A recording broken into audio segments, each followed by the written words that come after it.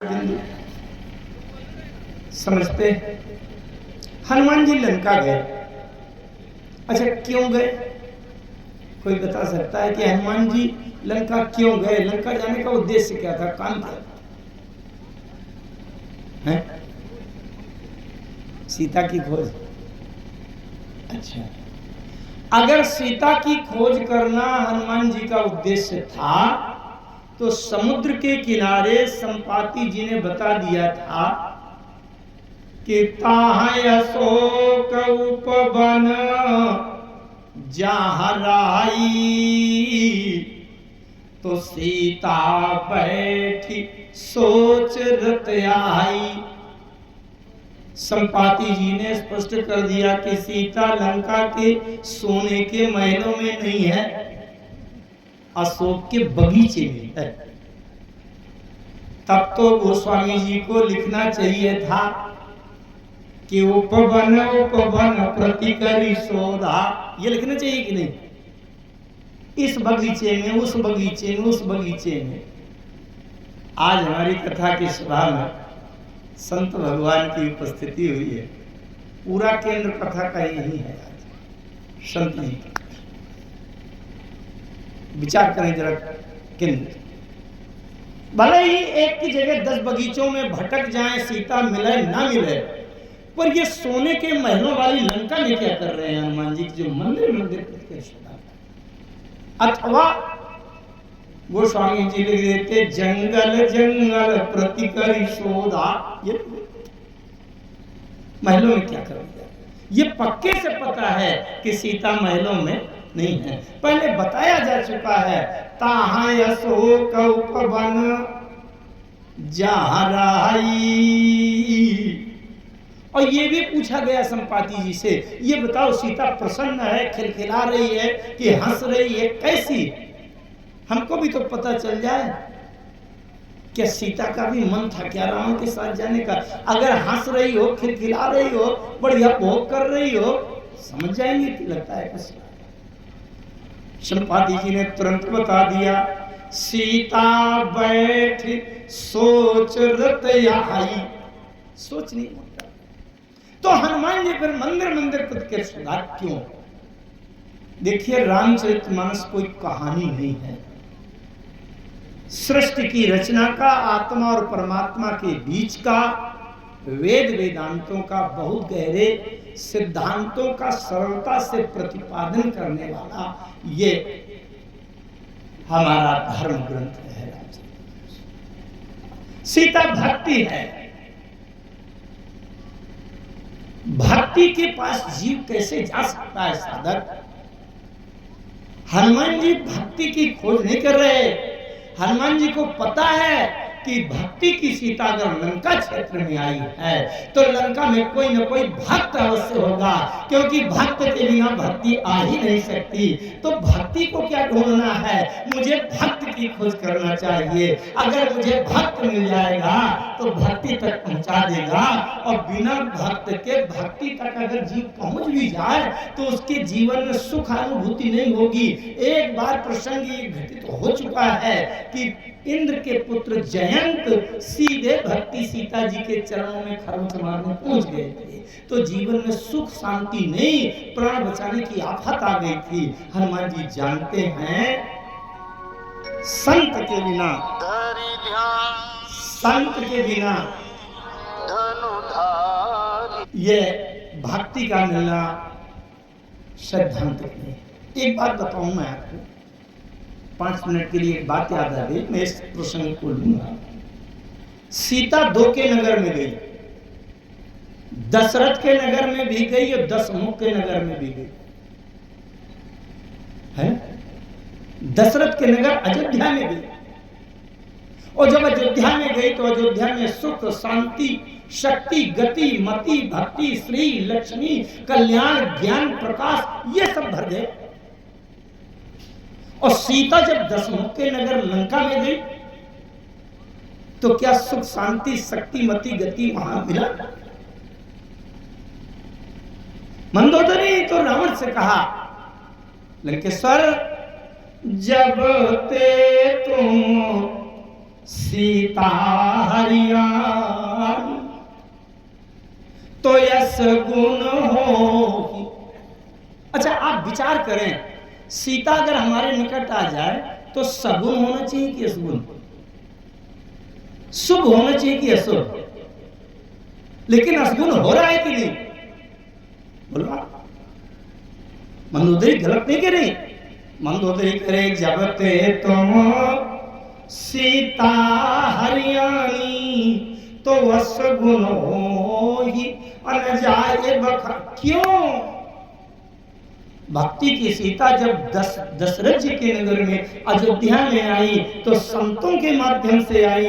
विश्वामित्र जी राम जी को ले गए और वशिष्ठ जी सीता जी का, राम जी के सीता का विवाह करा के बहू बना करके लाए। तो जब हमारे जीवन में भक्ति संत के माध्यम से आवे अथवा हम किसी भक्त और संत के माध्यम से भक्ति के पास जाएं तो हमें वो भक्ति का लाभ मिलेगा।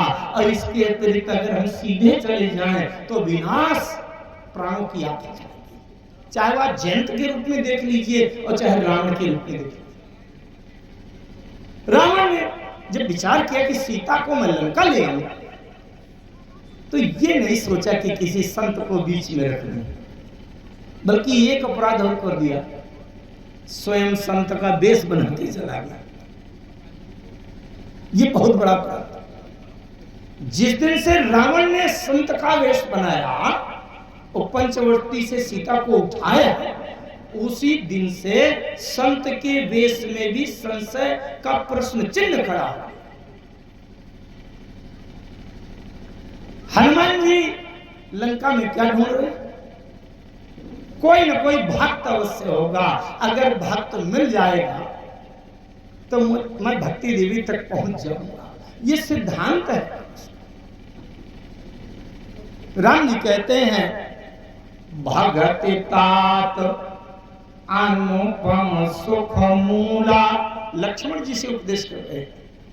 लक्ष्मण जी ने कहा भगवान भक्ति आपकी है, अनुपम सुख की मूल माने जड़ है, तो मेरे जीवन में भी वो जड़ें लगा दीजिए। राम जी ने कहा नहीं हो सकता। क्यों? राम जी ने शर्त लगा दी, भगति तात अनुपम सुख मूला पर मिलई जो संत होय अनुकूला। भक्ति तो तभी मिलेगी जब संत अनुकूल हो। हनुमान जी, अच्छा हनुमान जी गए, लंका को जला दिया।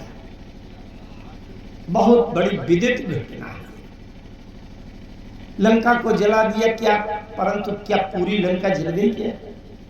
अच्छा हनुमान जी जब लंका से लौटकर आए उस समय संवाददाता पूछा करते हैं, भाई कोई विदेश यात्रा में गया, पूछने वाले लोग पूछ रहे हैं विदेश में जाकर क्या देखा। हनुमान जी से भी पूछा गया लंका में क्या देखा। हनुमान जी ने कहा तीनों लोकों में सबसे श्रेष्ठ सुंदर भोगपूर्ण नगरी लंका। मानस में लिखा है भोगावती जसी यही कुलवासा। भोगावती माने पाताल लोक और अमरावती जस सक्र निवासा। अमरावती स्वर्गलोक। अतिनते अधिक रम्य अति बंका और जग विख्यात नामते ही लंका। तो पाताल की भोगावतीपुरी से ज्यादा श्रेष्ठ और स्वर्गलोक की अमरावतीपुरी से श्रेष्ठ और जग विख्यात, तीनों लोकों में श्रेष्ठ हो गई। प्रश्न करने वाले भी बड़े विचित्र होते हैं। उन्होंने पूछ दिया कि जब तीनों लोकों में श्रेष्ठ है तो आपने जला क्यों दिया? अच्छा आपके गांव में कोई बहुत बड़ा रिकॉर्ड लेकर के कोई रचना बिल्डिंग बनी है जो पूरी विश्व में सबसे सुंदर है, तो चाहे दुश्मन की भले ही क्यों न हो उसको नष्ट नहीं करना चाहिए, क्योंकि प्रतिष्ठा है। आपने जला क्यों? अच्छा अगर मैं आपसे कहूं कि किसी को जला देना अच्छा काम है कि बुरा काम, क्या कहेंगे आप? हैं? बुरा। अरे उत्तर देने से पहले आपको यह पूछ लेना चाहिए था कि जिसको जलाया गया था वो जिंदा था कि मरा हुआ। अगर जिंदा को जलाया है तब तो पाप कर्म है, लेकिन अगर मरा हुआ है तो उसको सब लोग कहेंगे भाई आप तो ले चलो। भले ही बहुत बड़ा ज्ञानी था, बड़े ही बहुत बड़ा नेता था, बहुत अच्छा, सब कुछ सुंदर है, और तो यह है, लेकिन अगर वो मरा हुआ है तो किसी काम का नहीं। हनुमान जी ने जब लंका जलाई तो क्या पूरी लंका जला दिया क्या? जारा नगर निमिष एक माही पर एक विभीषण कारगृह। विभीषण का घर नहीं जलाया, क्यों? हनुमान जी ने जलाने के पहले बिल्कुल अंदर तक देखा था कि कहीं जिंदा होने के लक्षण तो नहीं है। जब कभी कोई सीरियस बीमार रोगी हो और गाड़ी न चले, हम घर वालों को शंका हो जाए, दौड़कर डॉक्टर को बुलाता है, डॉक्टर साहब चलिए और देखिए कहीं उसकी नाड़ी नहीं मिल रही, तो डॉक्टर आता है, उसको अच्छे से देखता है, स्टेथोस्कोप लगा के क्या है कैसा है। जब कहीं भी जीवित होने का लक्षण नहीं मिलता तब डॉक्टर कहता है ले जाओ, इसमें कुछ नहीं, और सर्टिफिकेट में लिख देता है he is dead. Hanuman ji ने ऐसे लंका नहीं जलाई। हनुमान जी ने देख लिया कि जिंदा होने के लक्षण तो नहीं, जिंदा होने के लक्षण तो नहीं।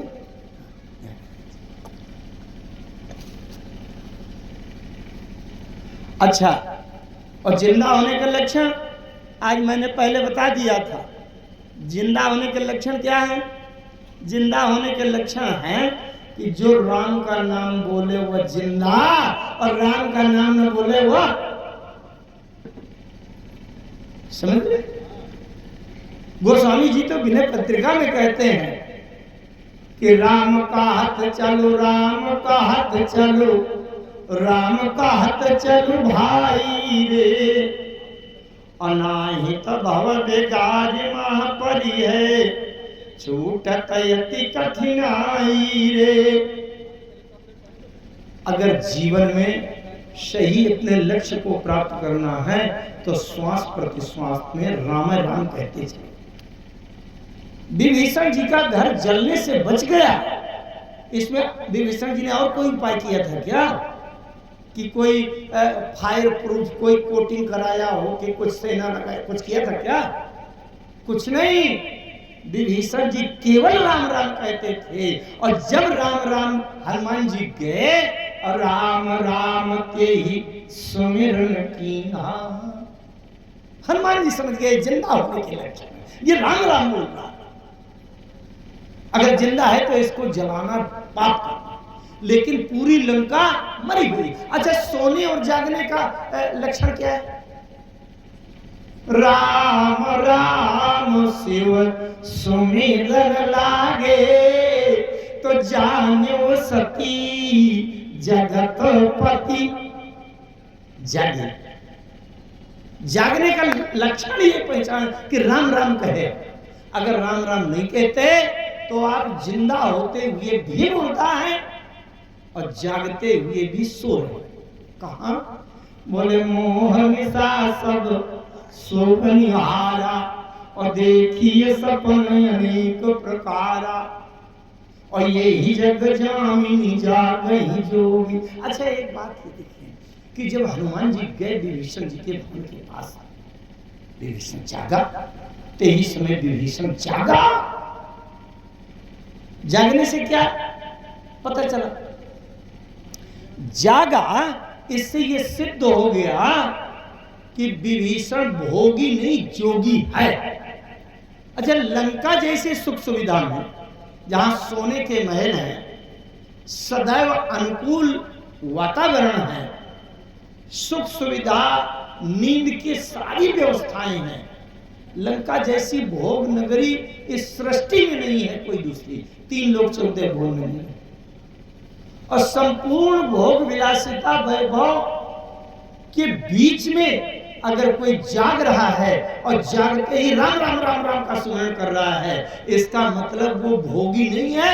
भोगी होता तो आराम से गद्दा बिछौना एसी सारी सुख सुविधाओं के बीच में खर्राटे की नींद ले।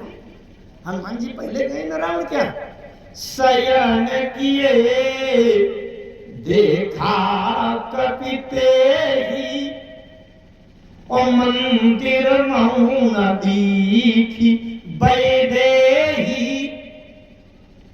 अच्छा, मंदिर मऊन दीखी बैदेही, इसका अर्थ थोड़ा उल्टा लगा दे, पीछे से आ देखिए। रावण के महलों में बैदेही दिखाई नहीं। इसका अर्थ ये है कि रावण के महलों में केवल देहवाद, देह की सुख सुविधा, देह के इंद्रियों के विषय भोग की व्यवस्था केवल देखा और बिना देह वाला तत्व गायब। बहुत थोड़ा एकाग्रता से और विचार करें। मैं बहुत हल्के से कथा कहने का प्रयास कर रहा हूं।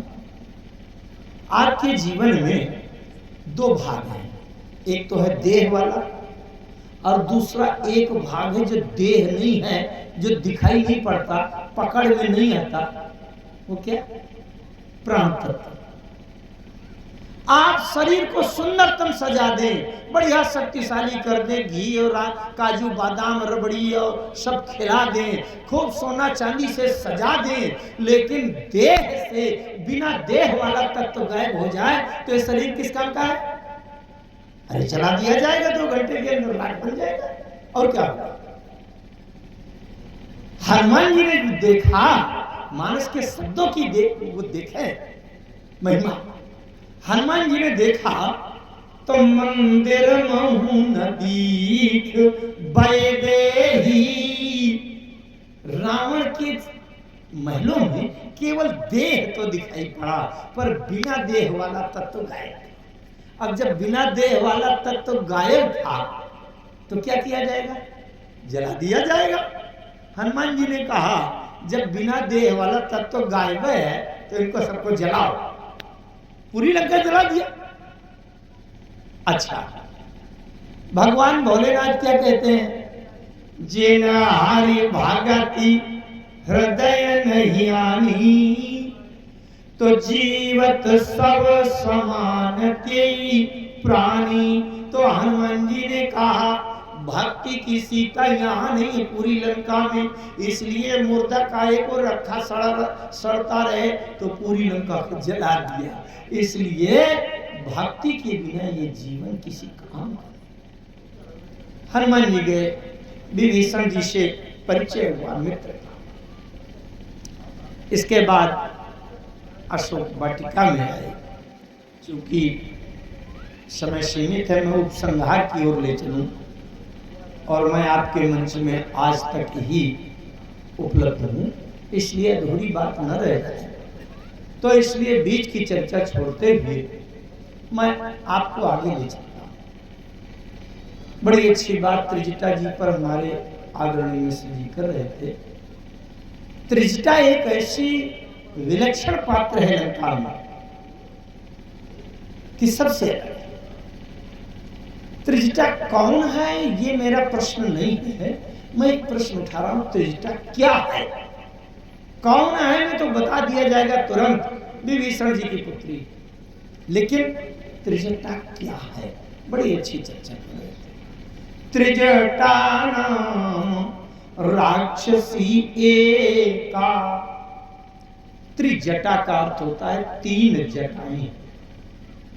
त्रि माने 3, जटा माने जटा। जटा आप लोग समझ गए, सिर के ऊपर 3 जटाएं हैं। कौन कौन सी? राम चरण। चरण शब्द चर धातु से बना, संस्कृत।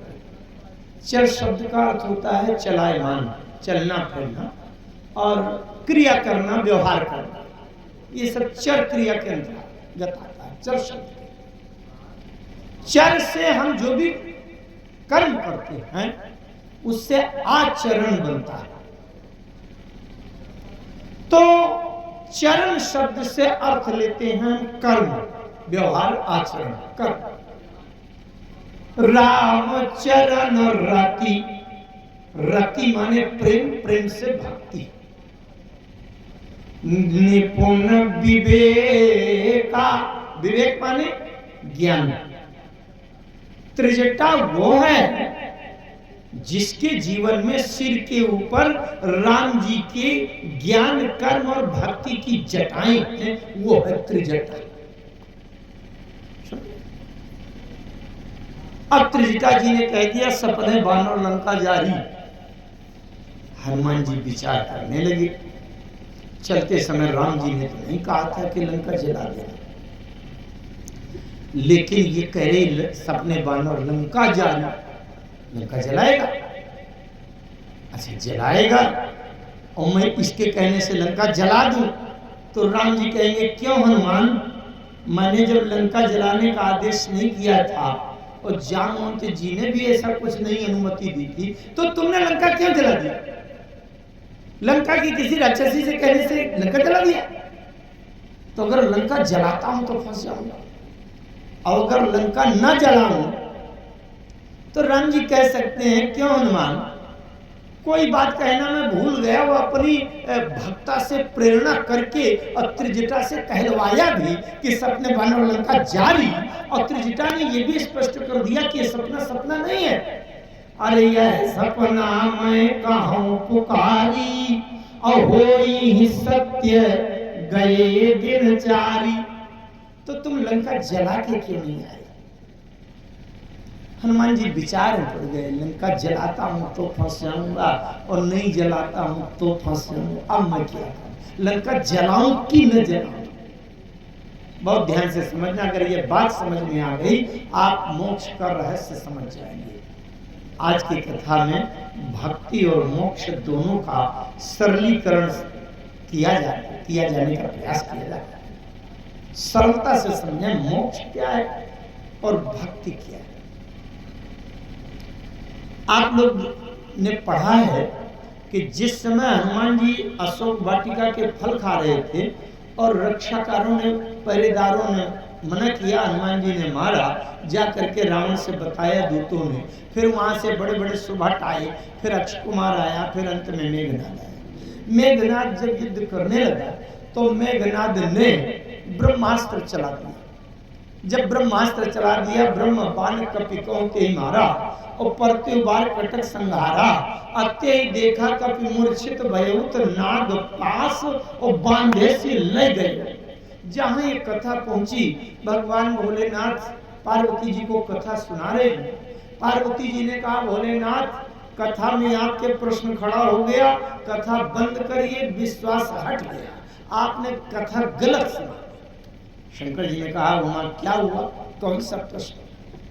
पार्वती जी ने कहा भोलेनाथ इस 3 लोक 14 भुवन की सृष्टि ब्रह्मांड के अंदर ऐसा कोई यंत्र मंत्र तंत्र माया सिद्धि का ऐसा कोई बंधन नहीं बना जो हनुमान को बांध करके अपने बस में किया जा सके। और आपने एक छोटे से राक्षस मेघनाथ के नागपाश के वो तांत्रिक बंधन में बंधवा दिया। कथा गलत हो गई। बहुत ध्यान से समझिएगा एकाग्रता से। भगवान शंकर ने कहा उमा तुम्हारा प्रश्न उचित है, जा सुनाम जपी सुनो भवानी, अभाव बंधन काटहि नर ज्ञानी, तासु दूत की बंध तर आवा, प्रभु कारज लगी कपि बधावा। अगर आप बारीकी से समझें तो बांध लेने में और बंधवाने में अंतर है। अगर व्यक्ति अपने बल पुरुषार्थ से बांधेगा तो उसके लिए कहा जाएगा बांध लिया। लेकिन हम स्वयं सिकुड़ कर खड़े हो जाएं, कहते लो बांधो, तब उसको कहा जाएगा बंधावा। प्रभु कारज लगी कपि बंधावा। बहुत ध्यान से समझना। लंका जलाऊं कि न जलाऊं इसका उत्तर है तात्विक। हनुमान जी ने विचार किया, अगर मैं हाथ पांव से खुला रहूंगा, कर्म करने के लिए स्वतंत्र रहूंगा, तो कर्म करने और ना करने की जिम्मेदारी मेरी होगी। अब मैंने लंका जलाई कि नहीं जलाई, इस प्रश्न का उत्तर मुझे देना पड़ेगा, जिसकी जिम्मेदारी मेरी होगी। इसलिए मैं अपने कर्म करने की स्वतंत्रता को किसी के बंधन में डलवा देता हूं और फिर देखता हूं कि लंका जलनी है कि नहीं जलनी। जलनी होगी तो बंधे बंधाए में जल जाएगी, और नहीं जलनी होगी न जले। और राम जी अगर कहेंगे क्यों हनुमान लंका क्यों नहीं जलाया, तो मैं कहूंगा कि सरकार हाथ पांव खुले होते तो एक बार सोचता भी, जब मेरे हाथ ही पांव बने तो मैं क्या करूं। और जलनी होगी, अगर जलाई जाएगी और राम जी कहेंगे क्यों जला दिया, तो मैं कहूंगा सरकार मेरे तो हाथ ही पांव बंधे थे, अब जलनी ही थी तो व्यवस्था हो ही गई, मैं क्या करूं। अगर जलनी है तो मैं रोक नहीं पाऊंगा, बचा नहीं पाऊंगा, और अगर नहीं जलनी तो मैं जला नहीं पाऊंगा। इसलिए हनुमान जी ने अपने कर्म करने की स्वतंत्रता को किसी के हाथों सौंप और स्वयं यंत्रवत काम करने लगे। राम जी को अगर जलवाना है तो मेरे बंधे बंधाए बंधन में भी लंका को जलवा ही देंगे। एक सिद्धांत आया है शास्त्रों में, अवश्य मेव ही भोक्तव्यम कृतम कर्म शुभाशुभम। जो हमारे द्वारा कर्म किए जाएंगे, चाहे अच्छे कर्म हो या बुरे कर्म, हमें भोगना पड़ेगा। जो जस करई सो तस फल। अच्छा, तो हनुमान जी जब लंका गए तो कोई अच्छा काम किया क्या? अरे भैया, दूसरे की अशोक वाटिका जबरदस्ती घुस गए, पेड़ उखाड़ डाले, तोड़ डाले, अब पहरेदार रक्षाकार मना कर रहे हैं, उनको मार डाला, 4-6 हजार 10 हजार राक्षस तो निपटाई दी। अब अगर आप नैतिक दृष्टि से देखें तो हनुमान जी ने ठीक काम किया गया। अच्छा, लंका में जाके जला दिया। शास्त्रों में लिखा है कि अगर किसी गाय के खाने भर के लिए 6 महीने पुरानी सूखी घास भी रखी हो, कूड़ा करकट भी रखा हो, लेकिन किसी के काम का हो, तो अगर वो गाय के खाने भर को है और अगर उसको कोई आतताई आग लगाकर नष्ट कर देता है, तो उस आग लगाने वाले पाप का प्रायश्चित नहीं करने का विधान नहीं मिलेगा, इतना पाप लगता। और हनुमान जी ने तो पूरी लंका जला दिया। दूसरे का गांव नगर जलाना कोई अच्छा काम है क्या? अच्छा, एक बहुत बड़ा जघन्य अपराध हुआ। कहते हैं संसार में सबसे बड़ा पाप है गर्भपात करना। हनुमान जी ने वो भी कर दिया। चलत महाधूमि गर्भ जैसी भारी, और गर्भस्रमही रजनी चरनारी। और एक विज्ञान की बात बताऊं, अगर 2-3 महीने का भीतर गर्भ स्थापन है और द्रव रूप में है, लिक्विड है, तो गर्भपात जल्दी नहीं होगा। तो वो गर्भपात नहीं हुई।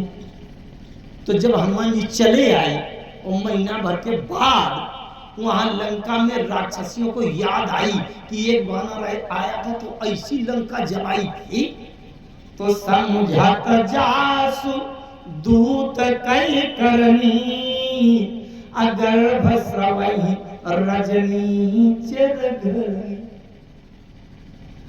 ये भी एक पाप कर्म है, परंतु ध्यान दीजिएगा, हनुमान जी को पाप कर्म का दोष, पाप क्यों नहीं भोगना पड़ा?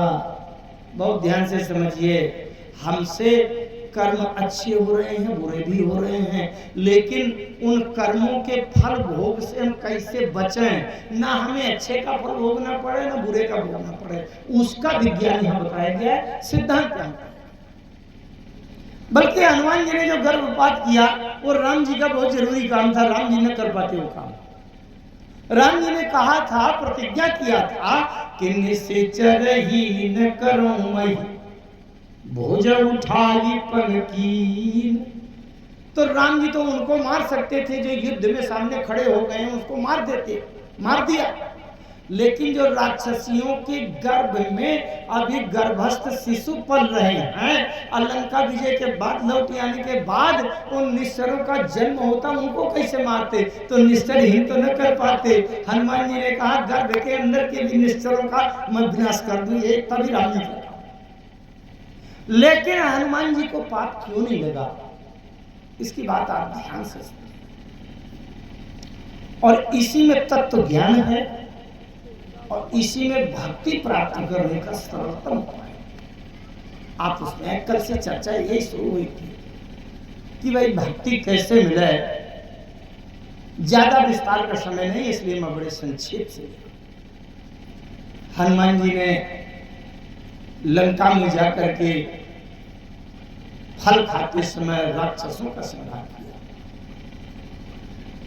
और लंका जला दिया, लौट कर दिया। ऊंच बुझाई खोई श्रम, धारी लघु रूप बहोरी, जनक सुता के आगे ठाड़ भयो कर जोर। अब हनुमान जी लौट करके आ गए और जब लौट करके आ गए तो सभी बंदरों ने देखा, रे हनुमान जी लंका से आ गए, आ गए। हनुमान जी ने सारे हाल बताए। ऊंचत कहत नवल इतिहासा, अंगद जी से बताया। अंगद जी ने मारे प्रसन्नता के आदेश कर दिया कि ये जो मधुबन बाग है, बाली के द्वारा संरक्षित है, वहां किसी को अंदर जाकर फल खाने की अनुमति नहीं है। सब लोग बंदरों ने कहा भूख लगी है, भूख लगी है। अंगद जी ने कहा साधारण फल नहीं, मधुबन के अंदर जाकर के फल खाओ। और जब मधुबन में फल खाने लगे, वहां के पहरेदारों ने रोका, सबको एक एक घूंसा मार मार कर भगा दिया, हट जाओ, फल खाने से रोक नहीं सकते हो आज हमें। उन्होंने जाकर के बताया सुग्रीव जी से, अरे सुग्रीव जी महाराज, आपके जिस बगीचे में कोई देखने का साहस नहीं करता, सब बंदर जबरदस्ती घुस करके पूरे फल खा के उजाड़ दिया, बन उजाड़ युवराज। अंगद जी ने भी मना नहीं किया, अंगद जी ने आदेश कर दिया खा लो।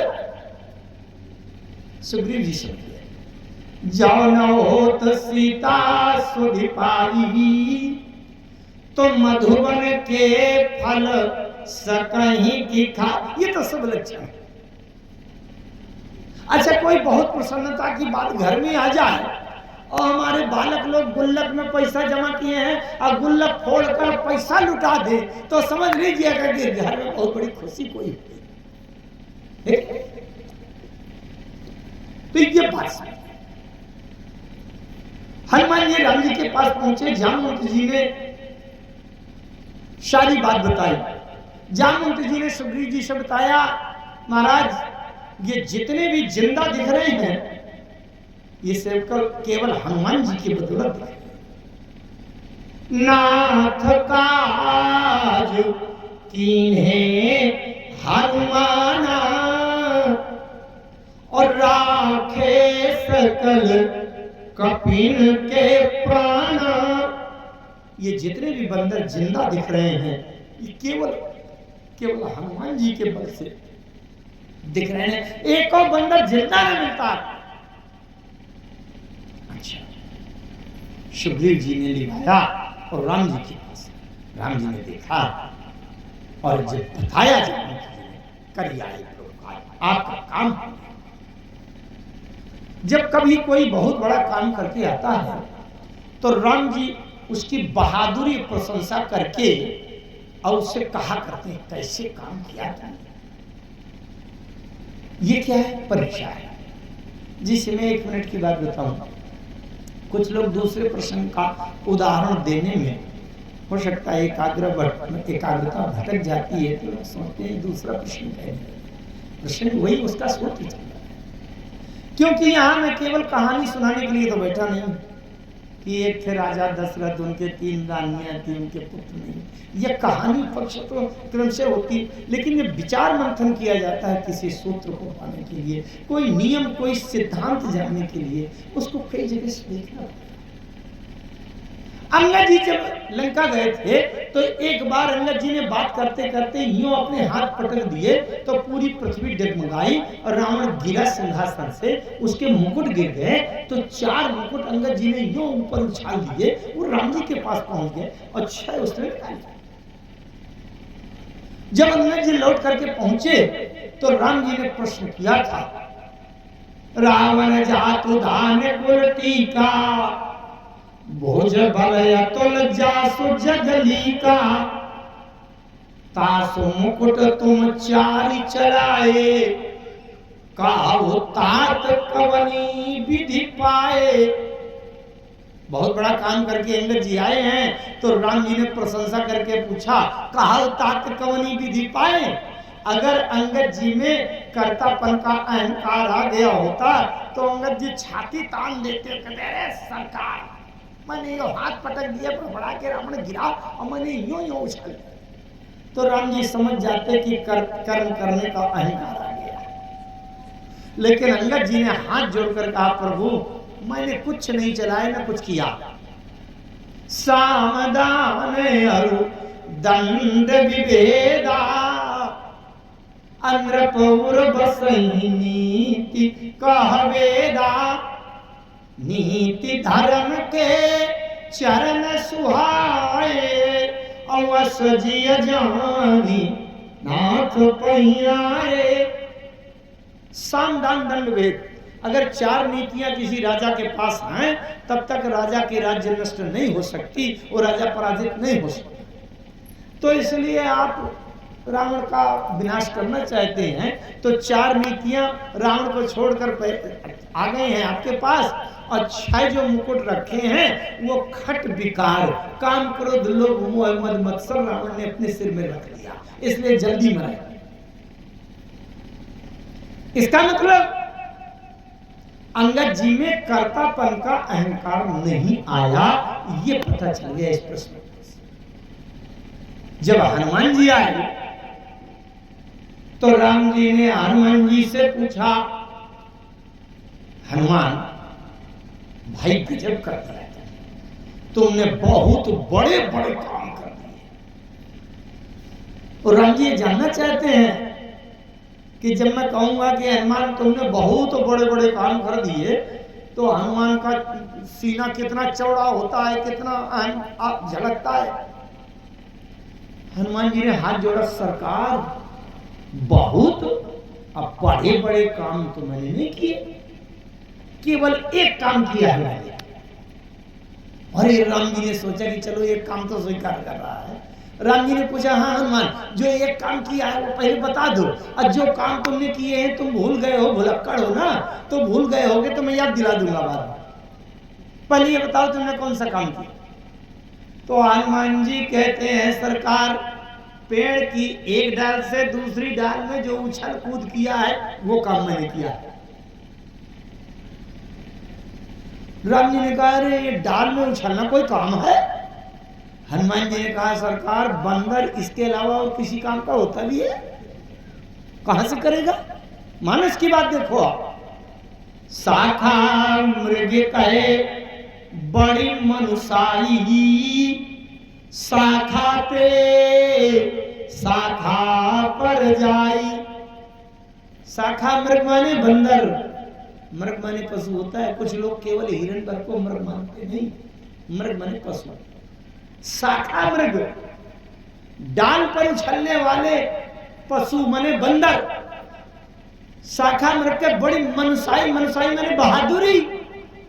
बंदर की सबसे बड़ी बहादुरी है एक डाल से दूसरी डाल, एक डाल से दूसरी डाल उछलो कूदो, ये बहादुरी। अरे राम जी ने कहा, ये कोई काम नहीं है, मैं काम बताता हूं। तुमने तो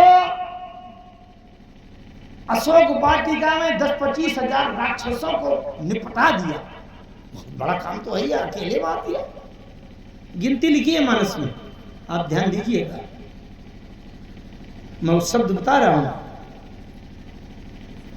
जब मेघनाद ने ब्रह्मास्त्र चलाया हनुमान जी के ऊपर, ब्रह्मास्त्र के ही सांधा कपि मन कीन विचार, अजौन ब्रह्म सरमानु तो महिमा मिटे अपार। यद्यपि हनुमान जी को सबसे ये वरदान वचन मिला है कि 3 लोक 14 भुवन सृष्टि के अंदर का कोई भी अस्त्र शस्त्र हनुमान जी के जीवन में कोई आघात नहीं कर पा सकता। ब्रह्मा जी का ब्रह्मास्त्र, विष्णु भगवान का नारायण अस्त्र, हनुमान शंकर जी का पाशुपति अस्त्र, ये कोई कुछ नहीं कर सकते हनुमान जी। लेकिन हनुमान जी ने विचार किया, मैं तो हूं अंदर बंदर, मेरी कोई महिमा प्रतिष्ठा बनी बिगड़ी का सवाल ही नहीं है, लेकिन ब्रह्मा जी इतने बड़े हैं, अगर ब्रह्मास्त्र को न मानूं तो कल से लोग कहने लगे अरे भैया ब्रह्मा जी का ब्रह्मास्त्र भी नकली मिल जाता है, झूठा होता है, कोई नहीं मरता। तो इसलिए उनकी महिमा बनी रहे। ब्रह्मा जी से बहुत लोगों को काम है और मैं तो अंदर बंदर हूँ, राम जी के पीछे लगा हूँ जी। तो ब्रह्मवान कपि कहूँ ते ही मारा, अपरति बार कटक संहारा। हनुमान जी मूर्छित होकर जब गिरने लगे तो गोस्वामी जी ने लिखा है कि 10,000 राक्षसों को निपटा। अब आप कहेंगे 10,000 का कहां लिखा है? तो अगर 4-6 राक्षस दबकर मरे होते तो 4-6 राक्षसों के लिए कटक नहीं लिखा जाएगा। अच्छा, इतने बड़े मैदान में 3 आदमी बैठे हों तो कोई ये कहेगा क्या कि हनुमान जी के मंदिर में कटक भरा है? कटक कहेगा क्या? कटक का तो मतलब ये है कि जहां फिर और खाली जगह बिल्कुल बचे ही नहीं। तो कटक का मतलब है कि 2-4 हजार तो निपटाई दिए, 2-4 आदमी मरते तो कटक न लिखते गोस्वामी जी। परति बार कटक संहारा। राम जी ने जब पूछा हनुमान जी से, फिर से उसी प्रसंग में चलो आप। राम जी ने कहा हनुमान तुमने राक्षसों को अशोक वाटिका में मार दिया, बहुत बड़ा काम तो है। हनुमान जी ने कहा सरकार एक तो भूख के मारे मैं बिल्कुल भीतर से तड़प रहा था और जल्दी जल्दी फल खाने लगा, फल खाने में कोई परेशान कर रहा हो तो डाल तोड़ के पेड़ उगाड़ के घुमा दिया हो, किसी को चोट लग गई हो, मर मुरा गया हो तो मुझे मारने की पड़ी है कि मुझे अपना भूख मिटाने के लिए फल खाने में जुटा। अच्छा, दूसरी बात हनुमान जी कहते हैं सरकार ये मैं बेहोश होकर मूर्छित होकर के गिरा, अब मेरे शरीर के नीचे दबकर कोई मर जाए तो मैं तो अपने शरीर को संभालने लायक नहीं बचा, मूर्छित होकर बेहोश होकर गिर रहा हूं और नीचे कोई दबकर मर जाए तो मुझ में मारने की बहादुरी है कि मैं खुद ही लुढ़क गया। राम जी ने देखा कि इसको राक्षसों के मारने में अहंकार नहीं आया। राम जी ने दूसरा प्रश्न किया, हनुमान तुमने लंका जला दिया, ये तो बड़ा काम किया कि नहीं? हनुमान जी ने कहा सरकार अगर लंका जलाना होता और मैं लंका के दुकानदार के पास जाता, पेट्रोल पंप में जाता और पेट्रोल पंप वाले से कहता भैया 5 लीटर पेट्रोल दे दो, और पूछता काहे के लिए, तुम बाइक और कार तो लिए नहीं हो, और मैं कहता कि तुम्हारे पेट्रोल पंप में थोड़ा आग लगाना है तो 5 लीटर पेट्रोल दे दो, तो कोई देता? दुकानदार के पास में जाता और दुकानदार से कहता भैया मिट्टी का तेल और थोड़ा सा एक माचिस दे दो, और कहता काहे के लिए, और मैं कहता तुम्हारी दुकान में थोड़ा आग लगाना है, तो बताओ कोई देता? पूरी लंका में ढूंढता मैं कि भैया लंका जलाने के लिए कहीं से घी तेल कपड़ा दे दो, माचिस दे दो आग लगाने के लिए, तो कोई देता? प्रभु अपने मित्रों से अपना काम तो सभी लोग करवा लेते हैं, लेकिन आप में वो गुण है कि अपने शत्रु से भी अपना काम करवा लेते हैं। मुझे कुछ नहीं करना पड़ा, मैं तो हाथ पांव सब बंधे हुए थे और अपने आप आग लगाने की व्यवस्था हो गई, अपने आप व्यवस्था हो। मुझे आग लगाने का होश कहां है? मैंने जब देखा कि आग लगी हुई, अब कितनी आग लगी, कितनी आग लगी, कपि बड़ी लाग आकाश, सैकड़ों फुट ऊंची लपट विकराल जल गई। अब मैं घबराया कि कहीं मैं न जल जाऊं, तो मैं पानी की तलाश में कि कहीं पानी मिले तो आग बुझाऊं। अच्छा, जितनी आग होगी उसी के अनुपात में पानी की जरूरत होगी। अगर इतनी सी आग जल रही है तो 1 गिलास पानी डालो, बुझ जाएगी। लेकिन 100 फुट लंबी लपट निकल रही है तो 2-4 बाल्टी से आग बुझेगी क्या? तो बहुत पानी चाहिए। अच्छा, आप विचार करो, जब हनुमान जी के पूंछ में आग जल रही थी तो चारों तरफ से सब लोग घेरे थे, सब लोग घेरे खड़े थे। अच्छा, हनुमान जी अगर धीरे से कहते भैया मुझे रास्ता दे दो, जरा मैं आग बुझाने के लिए समुद्र में निकल जाऊं, तो कोई रास्ता देता? नहीं देता। तो हनुमान जी ने कहा आग बुझाने के लिए समुद्र में जाने के लिए मैंने देखा कि रास्ता कोई देगा नहीं, तो यूं जंप लगाई, छलांग लगाया और झम से इस पर्दे के ऊपर से उनकी अटारी में, उनकी अटारी से उनके छज्जा में, उनके छज्जा से उनके बालकनी में, इस तरह से कूदा। अब यहाँ आग जल रही है पूंछ में और झम से यहाँ से उछाल मारी तो किसी पर्दा में छू जाए, किसी के छज्जा में छू जाए, किसी की अटारी जलने लगे तो मुझे जलाने का हो सके, अपनी आग बुझाने का हो सके। इसलिए मैंने आग नहीं लगाई, मैं तो अपनी आग बुझाने के लिए उछल कूद कर समुद्र में गया। 5 मिनट और लंका तो अपने आप जली। राम जी ने सोचा इसमें भी अहंकार नहीं आया।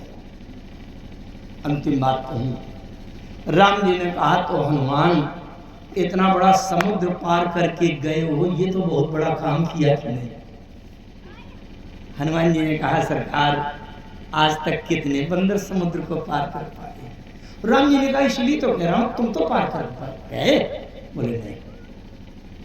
हनुमान जी ने रहस्य बताया, सुनो आप ध्यान से। हनुमान जी ने कहा कि जब संपाति जी से पता चला कि राम जी का काम करने के लिए समुद्र के उस पार जाना बहुत जरूरी है, तो हनुमान जी ने कहा मैंने मुद्रिका देवी के सामने हाथ जोड़कर निवेदन किया, हे मुद्रिका देवी, प्रभु का कार्य करने के लिए मुझे समुद्र के उस पार जाना बहुत जरूरी है, इसलिए मुझे उस पार पहुंचा दो। अध्यात्म रामायण में बात लिखी है कि जब ऐसा प्रार्थना किया तो मुद्रिका देवी उड़ान भरने लगी। जब उड़ान भरने लगी तो हनुमान जी ने छोटा सा रूप बनाया और मुद्रिका के छल्ला के बीच में अपने को बैठा करके और पूंछ लंबी करके अपने शरीर को अंगूठी के छल्ला से लपेट दिया कि अगर मैं टपका तो लटका हुआ चला।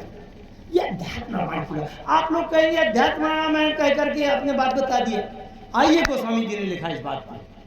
जब हनुमान जी ने मुद्रिका देवी से निवेदन किया तो मुद्रिका देवी उड़ान भरने लगी, और जब उड़ान भरने लगी तो हनुमान जी ने उस मुद्रिका को अपने मुंह में डाल करके बड़ी जोर से ओंठ बंद कर लिए और मुद्रिका देवी ने उड़ान भरा।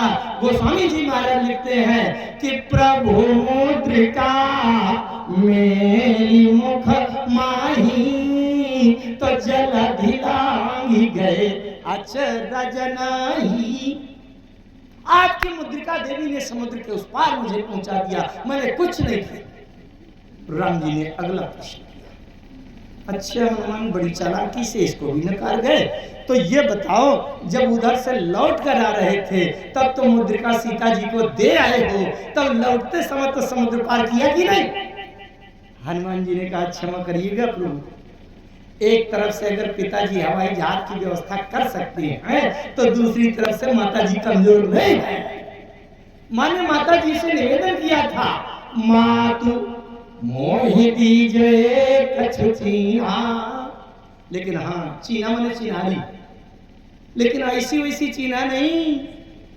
जो चिनारी राम जी ने दिया था और राम जी के चीना में जो मुझे सुविधाएं मिली थी, फैसिलिटीज, वो सब की सब मिलनी चाहिए। मातु मोहि दीजे कछु चीना जैसे रघुनायक मोहि दीना। हनुमान जी ने कहा मणि मुदरी मोहि लई गई, अचूड़ा मणि यही पार, मोर कछु कर तब नहीं, ये सब प्रताप तुम्हार। गोस्वामी जी के शब्दों में, अरे शाखा मृग कहे बड़ी मनुषाई, शाखा पे शाखा पर जाई, अनाघि सिंधु हाटक पुरजारा, निश्चर गण बधि विपिन उजारा, सो सब तव प्रताप रघुराई, नाथ न कछु मोर प्रभुताई। अच्छा एक बात और 1 मिनट की, जैसे कोई निशाने पर बहुत अच्छा बाण मारे, बहुत अच्छा गोली का निशाना लगावे बंदूक का, बहुत अच्छा निशाना मारे, अथवा कोई निशाना चूक जाए तो प्रशंसा या निंदा किसकी होगी? अरे प्रशंसा बाण की होगी कि बाण चलाने वाले की? भाई अगर बहुत अच्छा निशाना में बाण लग गया तो ये विशेषता बाण की है कि चलाने वाले की है? चलाने वाले, बिल्कुल बात। हनुमान जी ने राम जी से पूछा, प्रभु ये बताइए अगर कोई बाण बहुत अच्छा निशाने पर लग जाए तो प्रशंसा किसकी होनी चाहिए, बाण की कि चलाने वाले की? राम जी ने कहा वो तो चलाने वाले की विशेषता है। हनुमान जी ने कहा सरकार हो गया। हनुमान जी जब लंका की ओर जा रहे थे, गोस्वामी जी महाराज से पूछा गया ये लंका की ओर कौन जा रहा है? गोस्वामी जी महाराज ने लिख दिया, जिमी अमोघ रघुपति कर बाना, एही भांति चलो हनुमाना। गोस्वामी जी ने तुरंत बता दिया, भैया ये तो राम का बाण जा रहा है, हनुमान नाम की मिसाइल जा रही है। बाण का नाम है हनुमान, है राम का बाण। अच्छा किसका बाण है ये? बाण किसका? रघुपति का। अगर रघुपति का बाण है तो चलाया किसने होगा?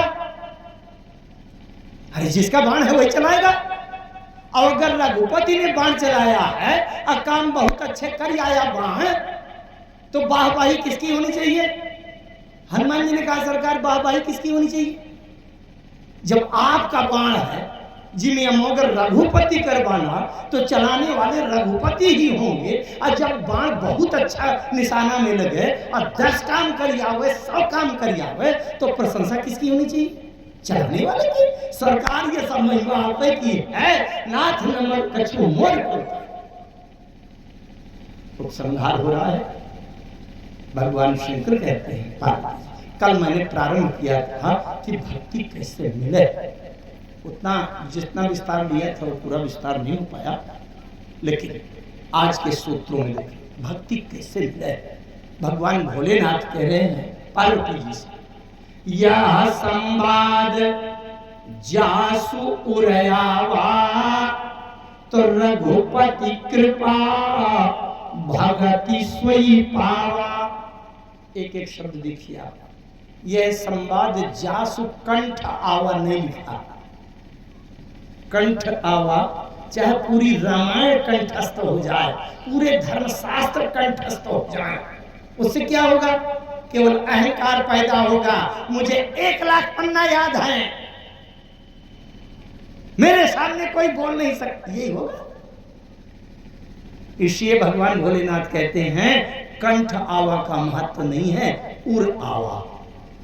यह संवाद जिसके हृदय में बैठ जाए, संवाद हृदय में बैठ जाए का मतलब क्या? बस ये बात सोच लीजिए, यही सबसे बड़ा तत्व ज्ञान है, वेद का ज्ञान है, और यही भक्ति है, यही सब कुछ है। क्या अगर हमारे शरीर से, मन से, वाणी से, कर्म से कोई अच्छा काम हो गया है या बुरा काम हो गया, हनुमान जी ने लंका में जाकर अच्छे अच्छे काम नहीं किए। अरे अभी हमने बताया कि बाग उजाड़ दिया, पहरेदारों को मार डाला, लंका को भस्म कर दिया, गर्भपात कर दिया, तो ये पाप कर्म भी तो हुए अगर शास्त्र दृष्टि से देखा जाए।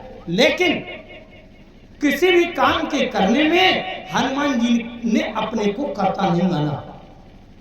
यह संवाद जासु उर आवा, हृदय में यह बात बैठ जाए कि जो कुछ भी हो रहा है, अगर अच्छी कथा निकल रही है इस वाणी से, तो इसमें राम गोपाल तिवारी न झूम जाए कि मैंने बड़ी अच्छी कथा कही। यह संवाद जासु उर आवा, इस संसार में जो भी हमारे शरीर से, मन से, वाणी से, बुद्धि से जो भी हो रहा है, वो उसमें प्रत्येक प्रत्येक कार्य में राम जी की कृपा और राम जी की प्रेरणा और उनका ही पूरा का पूरा रहस्य श्रेय समझ लेना चाहिए। प्रत्येक कार्य में प्रशंसा अपने लिए ना लेकर के कहीं ना कहीं से राम जी के प्रति समर्पण कर देना चाहिए। और ये अगर कर दिया तो यही जीवन में यह संवाद जासु उड़ियावा रघुपति कृपा भगति, राम जी की कृपा से भक्ति मिल जाएगी। और यही तत्व ज्ञान है इस संसार में। हनुमान जी ने तो ये वहीं देख लिया था अशोक वाटिका में, जिस समय रावण सीता को समझाते समझाते चंद्रहास तलवार निकाल लिया